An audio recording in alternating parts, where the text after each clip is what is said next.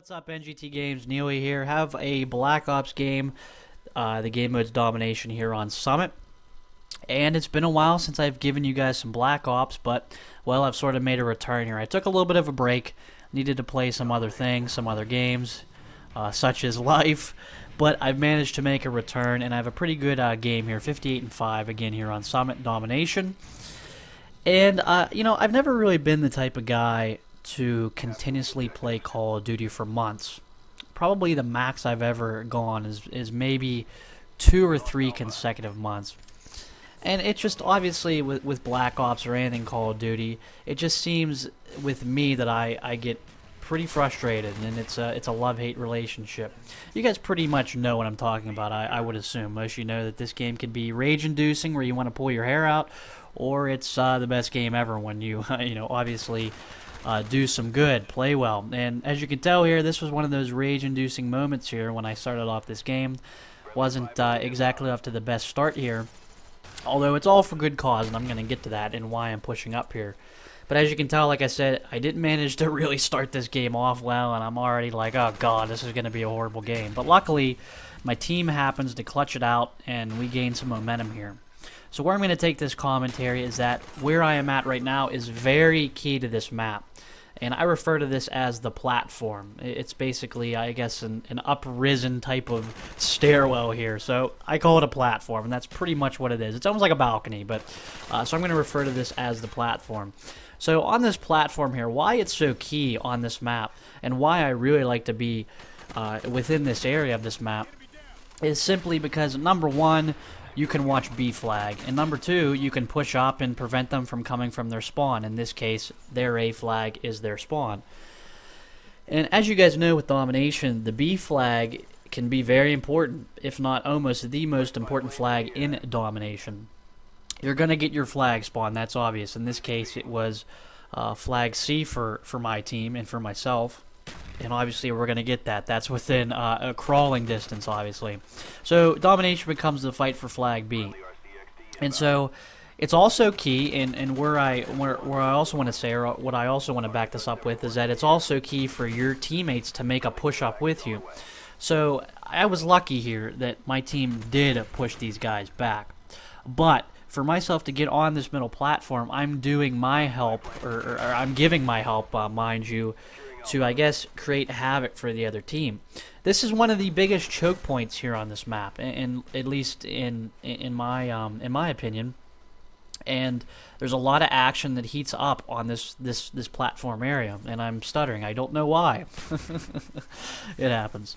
But the platform area becomes very chaotic, and if you can hold it down together as a team, and you have a couple guys obviously pushing up, holding down B, and a couple guys watching from the platform, this map can be very easy for you, and you're going to see how this does become easy for me. I'm able to pick these guys out from spawn, and as you can tell, I'm getting my kill streaks. And really from there, once you get your kill streaks and you go up in the air, it's pretty much game over, usually, and at least it should be.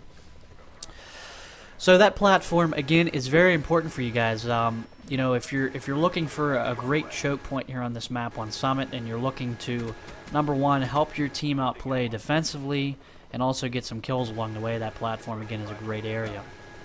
And like I said in my other Domination commentaries, you could play Domination 2 ways, and to me, these 2 ways I'm about to describe to you are the best ways to be a complete Domination player. Number one, obviously, you need to push up, you need to be aggressive and capture flags. That's number one. That really helps you, obviously, make a dent in the scoreboard. However, there's 2 different dynamics in terms of that. You can be the type of person that obviously capture those flags, or you can be the preventer, the defender, the person who watches the flags. You need someone on your team to do that.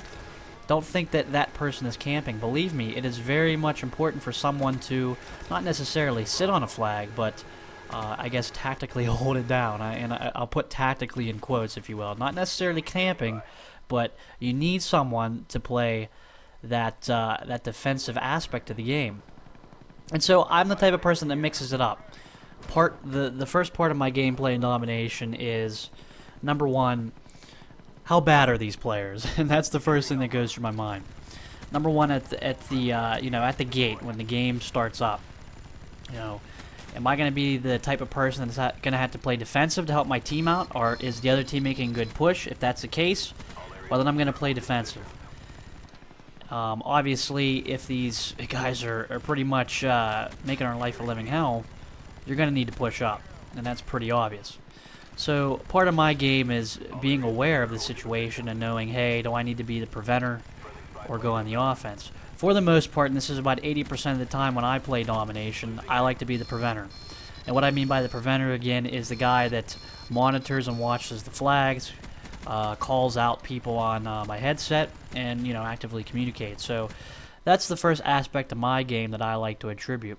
So basically what I'm trying to say is, in my mind, to be a more balanced player, you need to basically figure out, hey, am I going to be the type of person that captures flags, or am I going to be the type of person that plays defensive and watches the flags?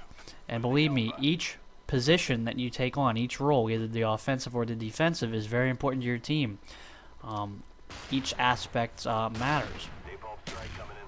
And so the second part that I want to relate to you guys, and this again goes back to my idea of what makes a complete Domination player. Again, what I mean by complete is a player that's well-rounded and really contributes to their team's wins and or losses, but mostly wins. So the second part is with Domination that, yes, playing for kills can win you a game of Domination. Obviously, if you get the air support, you're going to confine the team to spawn. And from there, your team should capture the flags. I'll put should in quotes as well, because they should. So don't fool yourself. If you have air support and your team's not doing their job to get the flags, shame on them, because you are doing your part to get the kills, put the air support up, and give that air support. That's why it's called air support. It supports your teams for them, or at least for them to then go and capture the flags. So again, let me just reiterate. There are a couple ways you can play Domination. Again, I've touched on this before, but to me, this is the best way to be a complete Domination player. If you guys are really looking to up your skill in a Domination type game mode or any type of possession or territory game mode, number one, play the role of the attacker. If you feel like you're going to contribute to your team by capturing flags, be the attacker, cause chaos. Chaos, yeah, chaos. There's what it is, chaos. Number two, if you can play defensive, if you feel like you're the player that can sort of stay back and be the person that calls people out, prevents the enemy team from capturing the flags, hey, that's your role. That's great. That helps your team. And then number three, on top of all of that, if you can be the person that gets a ton of kills and gets the air support, that is also playing a part into being a good Domination player. If you don't agree with me, hey, that's fine. You guys have different methods, you know, different ways you like to play this game. But for myself and for the many people that I surround myself with and I play with Black Ops or any shooter for that matter, we all have unique individual roles, and we need to accompany ourselves or work together to decide who's going to do what. So when we play Domination, we know who's going to go attack the flags, we know who's going to be the preventer and defend the flags, or on top of that, we know who is just going to go balls out and go for kills. Again, this is just my opinion. It really works, you know, well for myself and for the people that I surround myself with to play this game. So that's Domination, I guess, in a nutshell. You know, I guess I could write a novel about it if I chose to, although you guys probably wouldn't want to read that. You probably want to be more entertained via video, so that's why I'm here for that.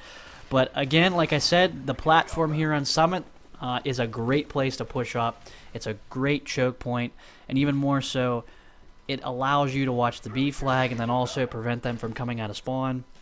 Again, I know a lot of you don't like spawn trapping, but it is very much a tactic in a shooter, any type of shooter. Again, if you don't agree with me, that's your opinion. There's nothing wrong with that.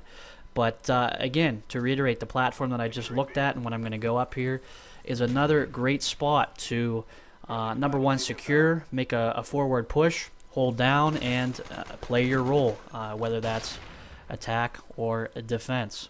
Hopefully this makes sense to you guys. Just trying to explain my, I guess, play styles of Domination. I've done sort of a video like this before where I talked about my play styles, but it's always a good thing, especially I don't know how many continuing viewers I have that carry over from video to video. So if you're new to any of my videos, this is sort of my opinions about Domination and how I like to play. And I wanted to throw in this bit about the platform on this map because, number one, it's a key choke point and it's a great place to push up and or hold down. So that's all I got. Hopefully you guys sort of understand where I'm coming from. Final score is going to be 58-5. Not too bad of a game. Obviously, at the end, yeah, we were kind of toying with them. These guys were pretty bad. But it just goes to show you, if each person has a role and accepts that role as, in the teamwork aspect of gameplay, well then, you obviously are going to have some leeway with your teammates, and maybe you could possibly fool around with some people if your team is, or if your teamwork is as good as ours is here at 3GR. That's my clan. But that's all I really have to say. If you guys haven't subscribed to NGTGames already, please do so. This is the best place for first and third person shooters. And also, if you want to see more videos from myself, the link to my channel is in the description of this video. You guys take care. Have a good one.